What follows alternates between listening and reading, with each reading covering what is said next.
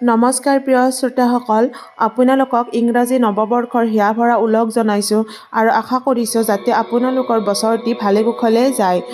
এই ভিডিঅ'টিত আমি কৰ্কট ৰাশিৰ জাতক জাতিকাসকলৰ জানুৱাৰী মাহত হ'বলগীয়া 5টি ঘটনাৰ বিষয়ে আলোচনা কৰিম। কৰ্কট ৰাশিৰ জাতক জাতিকাসকলৰ হ'বলগীয়া প্ৰথমটি ঘটনা হৈছে আপোনালোকে ভৱিষ্যতৰ বাবে অত্যন্ত চিন্তিত হৈ থাকিব এই মাহটি আৰু আপোনালোকে এই মাহটোত ভৱিষ্যতৰ কথা ভাবিয়ে কিছু ডাঙৰ সিদ্ধান্ত লোৱা দেখিবলৈ পোৱা গৈছে।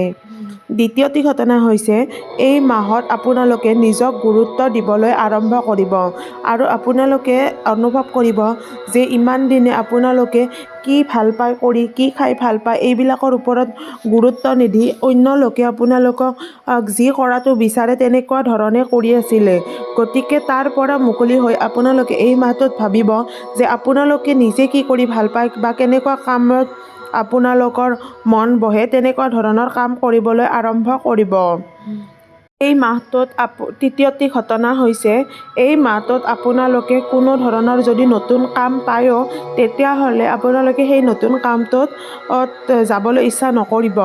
যদিও বা পুৰণি কামটোত আপোনালোকে অত্যাধিক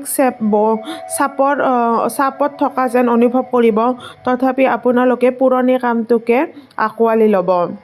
চতুৰ্থটি ঘটনা হৈছে এই মাহটোত আপোনালোকক কোনোবাই যদি অৱহেলা কৰে তেতিয়াহ'লে সেই কথাটো আপোনালোকে মানি ল'ব নোৱাৰিব অথবা মানি ল'বলৈ অত্যাধিক কষ্ট পাব। সেয়েহে এই মাহটো আপোনালোকে অলপ চাপত কটাব লগা হ'ব পাৰে।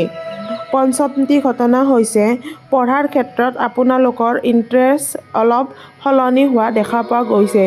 আপোনালোকে যদি ছায়েন্স পঢ়ি আছিলে তেতিয়াহ'লে আৰ্টছ পঢ়িবলৈ ইচ্ছা কৰিব অথবা যদি আৰ্টছ পঢ়ি আছিলে তেতিয়াহ'লে ছায়েন্স পঢ়িবলৈ ইচ্ছা কৰিব। মই এইটো জাষ্ট আপোনালোকক উদাহৰণহে দিছোঁ।